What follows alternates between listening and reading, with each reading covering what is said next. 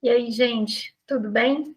A gente vai falar um pouco aqui com vocês, né, sobre humanos, mas mais especificamente eu, professora Juliana, sobre um tema que foi um tema, inclusive, motivado por uma postagem do INEP. Uma aluna falou assim para mim: Ju, você viu a postagem? A Bia, o nome dela. Você viu a postagem do INEP? O INEP postou sobre assédio sexual no trabalho. Eu não tinha visto, né? E aí tem aquela coisa de, será que o INEP está fazendo spoiler? Está dando spoiler, fazendo spoiler, está dando spoiler e tal. Enfim, independente disso, eu acho que... Aí eu preparei o tema, e aí eu acho que é um bom tema para a gente fazer um exercício, se cair, se não cair, né? A dinâmica do Sobre-Humanas é muito de a gente aprender como a gente pode planejar nosso texto, como é que a gente pode fazer essa prova, conhecendo o perfil dessa prova. Então, eu preparei para vocês o tema, né, e preparei também os slides, pensando em como a gente pode fazer um exercício de organização do nosso tempo a partir do planejamento de texto e também um exercício que temos um tema que envolve uma lei que já existe, ou seja, o governo já deu esse passo, né, que é a criação da lei, a existência da lei, mas a gente ainda tem um problema que persiste, então vamos tentar identificar quais são as causas para que esse problema ainda aconteça, né? E é óbvio, a lei, né, a gente não tem uma resolução do problema de imediato assim que uma lei passa a existir, né? Agora existe uma lei, tá tudo bem, o problema vai acabar. A gente sabe que não é assim que acontece, né, a nossa questão, né, legal e o nosso comportamento na sociedade. Bom, vamos lá, né? Vamos pensar nesse planejamento de texto, nesse tempo, para a gente fazer a redação do Enem.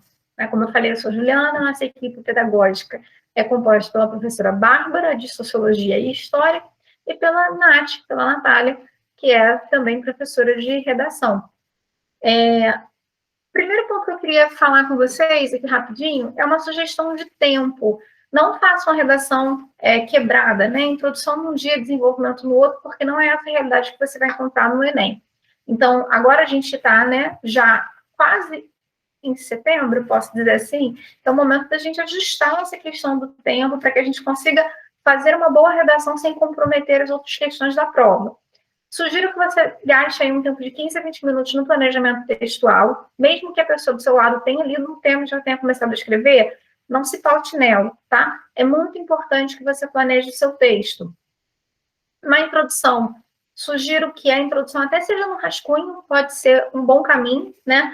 Você não tem tempo aí de fazer todo o rascunho, mas pelo menos a introdução, que é uma parte muito importante do seu texto, onde você apresenta o que você vai discutir ao longo do texto, é onde você coloca, né, nessa parte do texto, onde você vai colocar as causas que você vai trabalhar, o problema, a consequência, se você trabalhar em um dos parágrafos como foco, a consequência, enfim.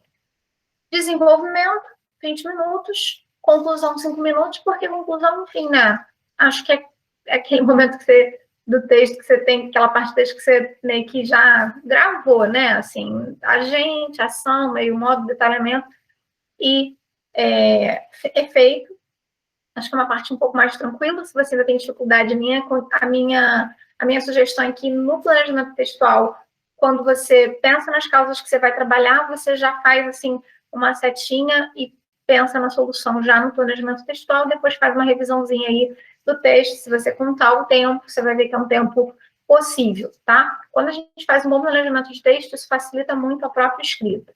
Trouxe o seguinte tema, como eu já havia falado, a dificuldade no combate às práticas de assédio sexual no trabalho. A própria expressão dificuldade já diz para a gente que é um problema, né? É comum, eu trabalhei tenho trabalhado com os alunos semana passada e esta semana esse tema, e os alunos falam assim, o problema é o assédio sexual. Atenção, o problema é a dificuldade no combate às práticas de assédio sexual, tá? No trabalho. Igual o tema lá do estigma da doença mental, se a gente falar sobre as causas para as doenças mentais, a gente estaria com problema no nosso texto.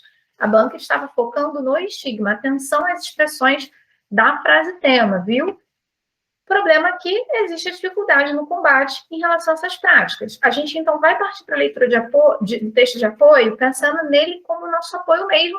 Se você está acompanhando sobre humanos, você sabe que é assim que a gente tem trabalhado, é uma maneira que eu trabalho há alguns anos com os meus alunos, as minhas alunas. Acho que ajuda, funciona, ajuda a otimizar o tempo. Eu já vou partir para o texto de apoio, sabendo o problema que eu tenho, né? E tentando identificar consequência, causa, solução, enfim. Se eu não conseguir identificar de imediato o problema, eu vou para o texto de apoio ler para poder tentar entender qual o problema que está relacionado àquela frase tema. Você vai pausar, você vai ler o seu texto com calma, mas eu não vou ler com vocês, não faria sentido eu ficar lendo, você sabe fazer essa leitura. Mas o que eu queria te dizer é assim, peguei o texto, sublinhem o texto, sublinhem as partes que podem te ajudar. Vou dar uma resumida, a gente tem, por exemplo, né, quando a gente tem no Brasil o assédio sexual é crime, nesta parte, a banca está nos dizendo, a partir desse site do TST, a banca está nos dizendo que o assédio sexual no Brasil é crime desde 2001, acho que é um ponto importante. Ele vai ser tipificado como crime quando existe uma relação hierárquica no ambiente de trabalho, né? Então, precisa ver essa relação hierárquica. Ele já tem uma pena prevista, tá? E, enfim, né, a banca está aqui nos dizendo um pouco sobre esse crime, sobre o assédio sexual. Que questionamento que eu posso fazer quando me deparo com esse texto de apoio? Bom, por que é necessária essa explicação? Por que o TST tem que dar essa explicação para a sociedade, né? Como é que ela se encaixa aí nessa discussão que eu estou me propondo a fazer, que existe uma dificuldade no combate às práticas de assédio sexual no trabalho? Uma possibilidade de leitura se a gente precisa, se o governo precisa instruir a população sobre o crime, é um site aí do governo, né, do Tribunal Superior do Trabalho, do TST, se a gente precisa instruir a sociedade, é porque, se a gente ainda precisa, né, eu digo a gente, esferas públicas e todo mundo, a sociedade ainda não sabe muito sobre esse crime. E qual é a relação entre a sociedade não saber sobre esse crime e a dificuldade no combate? Uma vez que a população, parte da população, talvez desconheça que essa prática é um crime, a gente vai ter aí uma relação direta com as baixas denúncias, por exemplo, ou uma relação direta com assédio sexual situações de assédio sexual estarem acontecendo no ambiente de trabalho e a pessoa que sofre por não saber que é crime não denunciar. E aí a prática se mantém, tá? Então é a relação que você pode fazer. Aqui do ladinho, né, a gente tem, vou até tirar daqui, ó, reconheço os indícios. Se eu preciso botar um quadradinho, né? Se o TST precisa colocar um quadradinho e falar reconheça os indícios, a gente pode trabalhar aí com uma possibilidade de a população não conseguir reconhecer os indícios. São etapas até diferentes, ou que estão juntas, né? Não sabe que é crime, não consegue reconhecer os indícios, ou sabe que é crime, mas não consegue reconhecer os indícios. Então, a gente está muito nesse texto no campo do desconhecimento em relação à lei. Se a gente tem um desconhecimento, é óbvio que vai ter uma dificuldade para se combater a prática criminosa, porque a população não vai saber que é crime.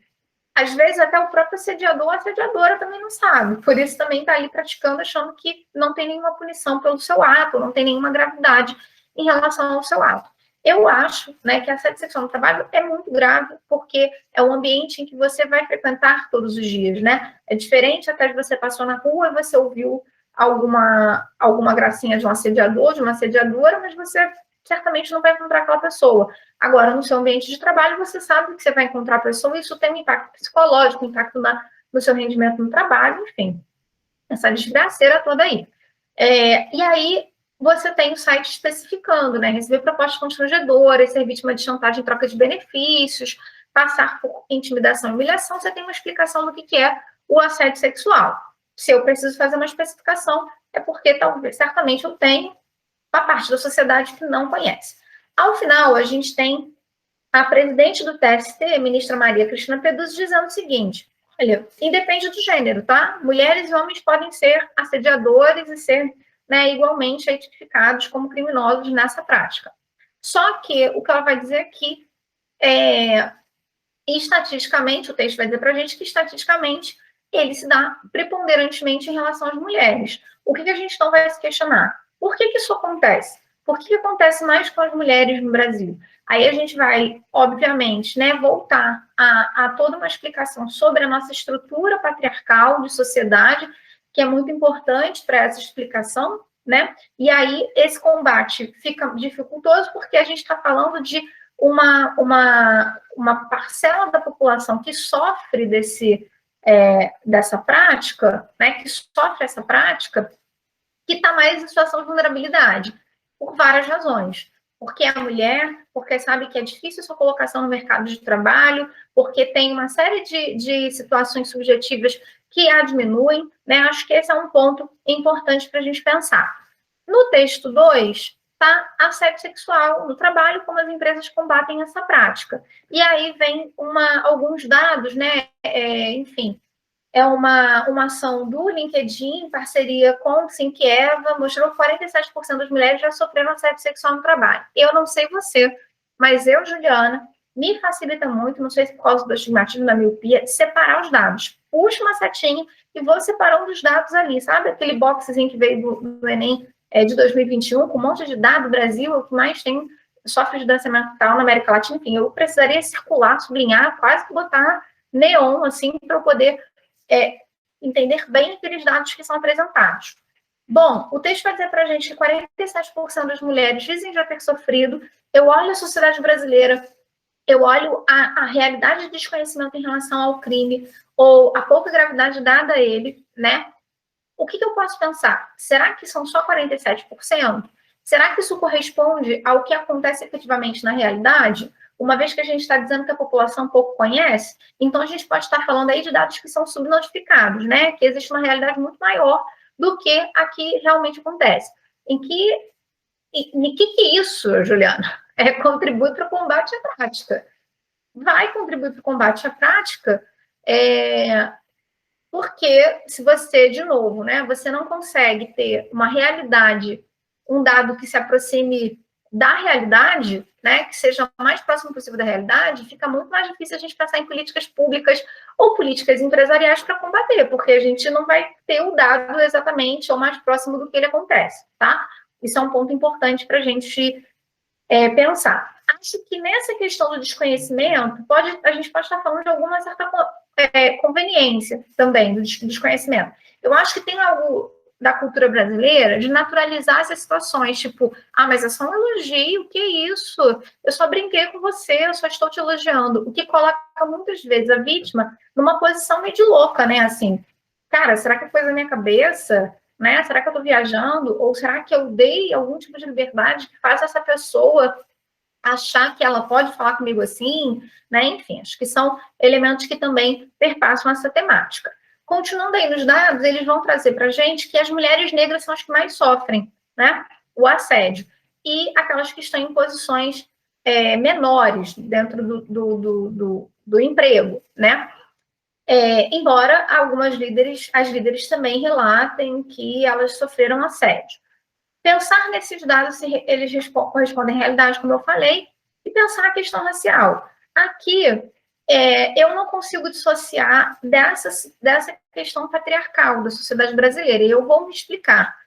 Quando a gente pensa no processo de ocidentalização de países como o nosso, a gente traz aí essa herança ocidental. Nessa herança ocidental, o que a gente tem é uma lógica voltada para um aspecto racial, que é a ideia da supremacia branca, né? Os brancos se colocaram, nesse período de expansão marítima, o branco europeu, como aquele que poderia expandir e levar a sua civilização, que seria superior para o restante do mundo.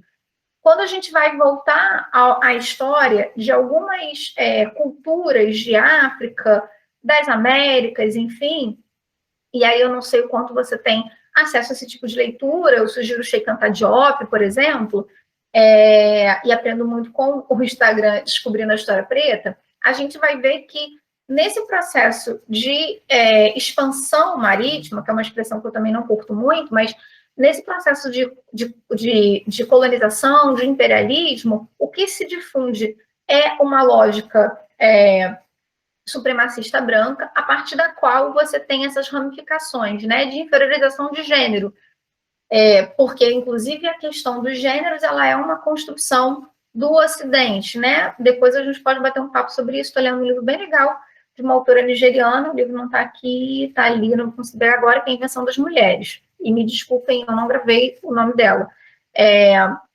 Mas a Invenção das Mulheres falando sobre esse discurso no Ocidente.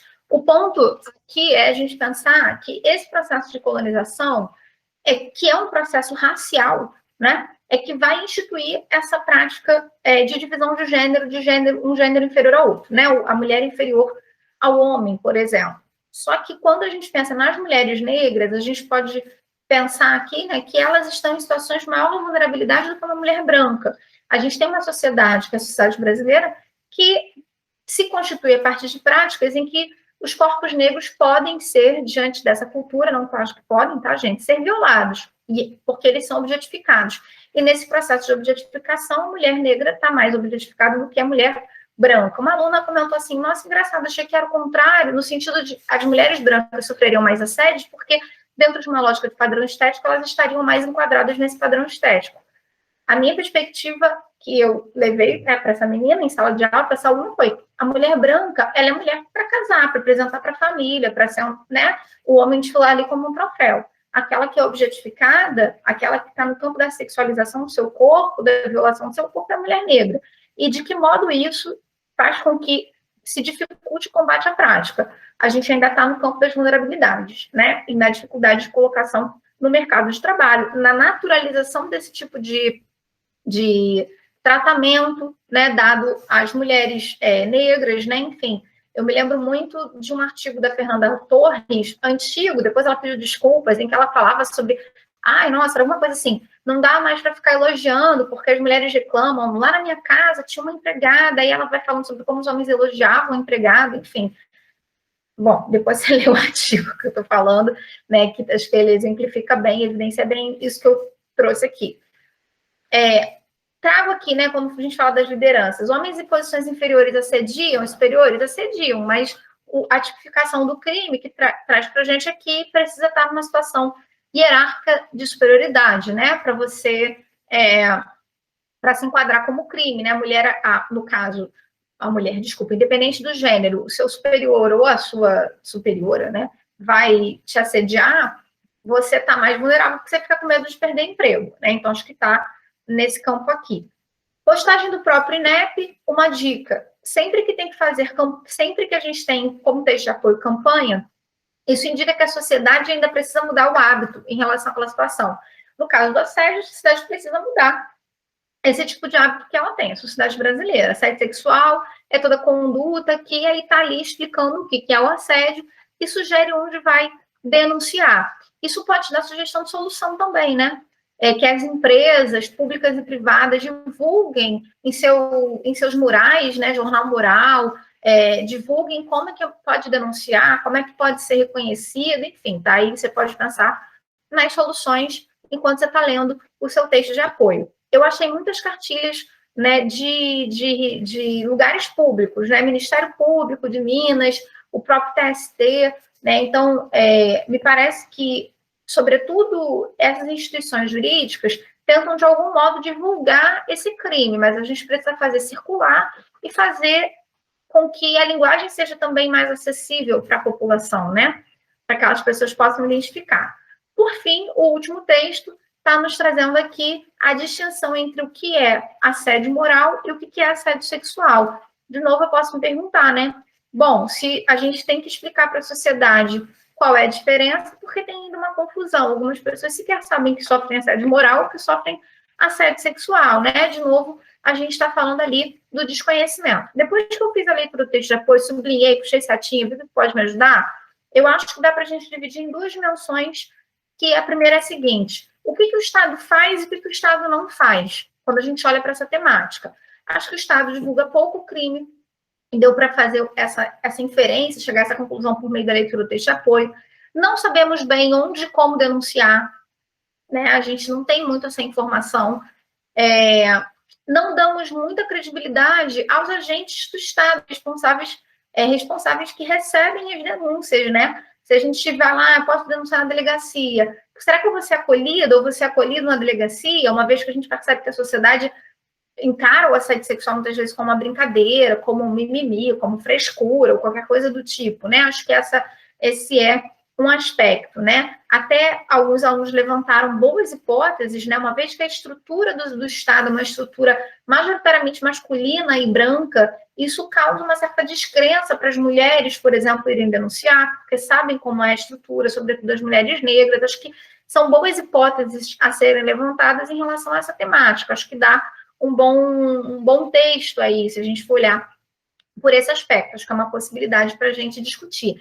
Acho também, acabei me colocando aí pensando agora, que a gente sabe muito pouco sobre casos de assédio, qual foi o desfecho deles, né? Então, isso gera na gente uma sensação de impunidade. Eu não posso afirmar numa redação que os casos saem impunemente. Eu não posso fazer essa afirmação, porque eu não sei quantos casos... Mentira, eu fui procurar preparar o tema. A gente teve em 2020, 2019, acho 4 mil e poucos processos relacionados a assédio sexual. Teve uma redução na pandemia das denúncias, dos processos, enfim. Mas eu não sei precisar o desfecho para dizer se há ou não impunidade, mas eu posso levantar uma hipótese a partir da falta de conhecimento sobre esses casos e seus desfechos. Essa hipótese tem a ver com a sensação, isso pode estar gerando uma sensação de impunidade, o que leva muitas pessoas a sequer denunciarem. Sempre voltando à temática que é a dificuldade no combate às práticas do assédio sexual. Me parece que essa dificuldade tem muito a ver com falta de conhecimento, portanto, falta de denúncia em relação à prática, enfim. Sociedade, o que a sociedade faz, o que a sociedade não faz? Bom, a gente pode pensar que ela naturaliza essas condutas, como eu falei, ela é patriarcal e racista, ela deixa a vítima insegura, muitas vezes, porque se fica questionando, será mesmo? Isso é coisa da sua cabeça? Você tem certeza que isso aconteceu? E também não tem costume de procurar muito sobre os seus direitos. Tenho só uma especificação em relação a esse último tópico que eu mesma coloquei. A gente não pode um dia falar assim, deixa eu ver se surgiu uma lei de assédio sexual. A gente não faz isso. Não faz parte da sociedade, não faz sentido, né? O que a gente pode pensar é o Estado divulgar, botar propagandas e tal, e a própria sociedade se compromete também em buscar mais sobre a situação, tá? Mas cuidado, a sociedade não quer saber dos seus direitos. A gente não acorda todo dia pensando se alguma lei foi criada, e as leis são criadas com muita frequência. É preciso que tenha um ponto de partida também do Estado. É isso, só para te dizer assim, com planejamento a gente consegue organizar muita coisa no nosso texto. O texto de apoio é realmente esse apoio. Antes de começar a escrever, faz esse caminho e dica final, né, pensar nessas duas menções que estão envolvidas nos problemas que o Enem apresenta. Até a próxima, espero ter te ajudado. Deixa eu finalizar aqui o nosso vídeo. Opa! E é isso, gente. Vamos que dá para a gente treinar e fazer uma boa redação.